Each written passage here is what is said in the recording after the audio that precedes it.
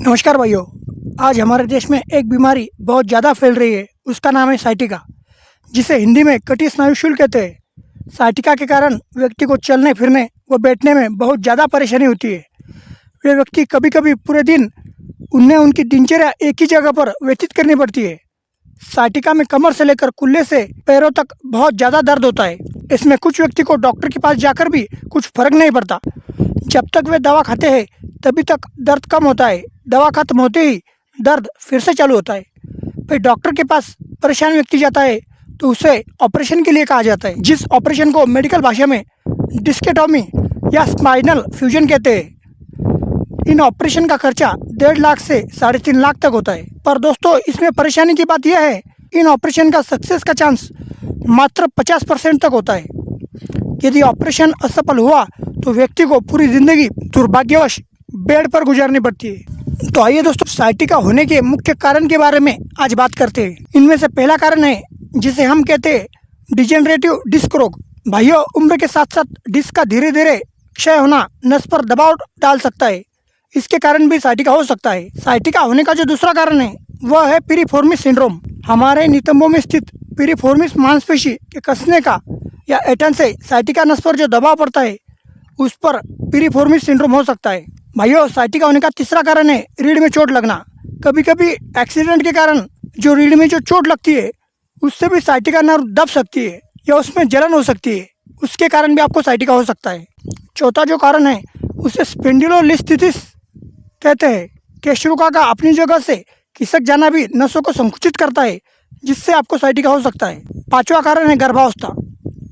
माँ के गर्भ में बच्चा बढ़ने के बाद नस पर जो दबाव पड़ता है उससे भी भाइयों साइटिका हो सकता है। भाइयों, विटामिन B12 का शरीर की कमी के कारण भी तंत्रिका क्षति भी साइटिका का कारण बन सकती है। अब साइटिका जैसी परेशानी भरे दर्द से छुटकारा पाने के लिए आयुर्वेद में बहुत सारी जड़ी बूटियों का विस्तृत वर्णन मिलता है। आइए जानते हैं उस जड़ी बूटियों के बारे में जिनके इस्तेमाल से हम इस परेशानी से मुक्त हो सकेंगे। इनमें पहली जड़ी बूटी है, उसका नाम है महायोगराज गुगुल। इस आयुर्वेदिक औषधि को कई तरह के बूटियों, मिनरल्स और गुगुल के साथ मिलाकर तैयार किया जाता है। यह जोड़ों के दर्द दूर करने के लिए उपयोग में लाया जाता है।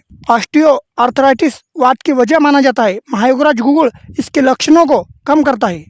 महायोगराज गुगुल में एंटी इन्फ्लेमेटरी गुण होने के कारण यह जो गठिया होता है उसके लक्षणों को कम करने में बहुत ज़्यादा मददगार होता है। दूसरी औषधि जो है उसका नाम है शुद्ध कुचला।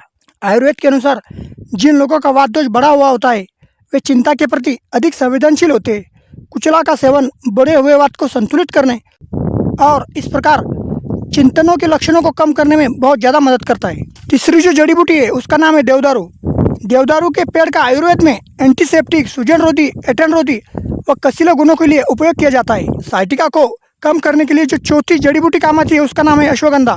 भाइयों, अश्वगंधा तनाव और चिंता को कम करता है और शरीर में ऊर्जा बढ़ाता है। पांचवी जो जड़ी बूटी है उसका नाम है टाइगर काट।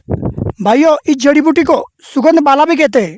यह तनाव को कम करता ही है, पर मांसपेशियों में जो दर्द और जोड़ों का दर्द तथा ऐंठन में इसके एंटीसेप्टिक और सूजन रोधी गुणों के कारण बहुत अच्छा आराम मिलता है। जो नंबर 6 की जड़ी बूटी है वह है बाबुल फली। कैल्शियम से भरपूर होने के कारण बाबुल फली हड्डियों को मजबूत बनाती है। वह अकड़न और गठिया में बहुत ज़्यादा फायदेमंद है। सातवीं जो जड़ी बूटी है उसका नाम है नागर मोठा। भाइयों, यह जड़ी बूटी साइटिका के कारण होने वाली नसों में जो सूजन आती है उसको शांत करती है। इसी के कारण रक्त प्रवाह ठीक से होता है। आठवीं जो जड़ी बूटी है उसका नाम है सुरांजन। सुरांजन को सूजन रोधी एनाल्जेसिक प्रभाव के लिए माना जाता है, जो जोड़ों में होने वाली सूजन को कम करने, घुटनों के दर्द से राहत दिलाने में मदद करता है। सुरांजन का उपयोग आयुर्वेद में गठिया और इससे जुड़ी बीमारी को ठीक करने के लिए बहुत ज़्यादा किया जाता है। जो 9वीं जड़ी बूटी है उसका नाम है एरंड पाक। भाइयों, इसमें हमने जो पहले बताया था कि साइटिका का एक कारण आपको चोट लगना भी हो सकता है, तो एरंड पाक चोट के कारण होने वाली सूजन को बहुत हद तक कम करता है। इसमें जो 10वीं जड़ी बूटी है वह है तमारा भस्म। भाइयों, यह भस्म बहुत ज़्यादा गुणकारी है। यह पित्त के दोष को कम करता है, शरीर में खून की जो कमी होती है उसे भी कम करता है और यकृत माने लीवर उसके विकारों को दूर करता है। इसमें 11वीं जो जड़ी बूटी है भाइयों उसका नाम है त्रिफला। त्रिफला तो अनंत गुणी है, पर यह मुख्यतः वात दोष को कम करता है, जो साइटिका का मुख्य कारण बन सकता है।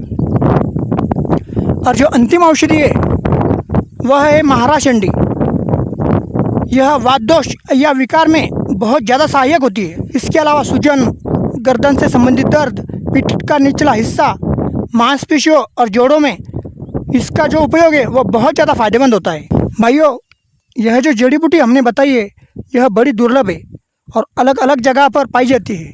यदि इन सभी जड़ी बूटियों को योग्य मात्रा में लिया जाए तो कितना भी पुराना साइटिका का दर्द हो उससे आपको राहत मिलनी ही है। पर परेशानी की बात यह है कि इस भागदौड़ भरी जिंदगी और दिन भर की व्यस्तता के कारण इन सभी जड़ी बूटियों को एक साथ लाकर योग्य मात्रा में प्रयोग करना थोड़ी कठिन बात है।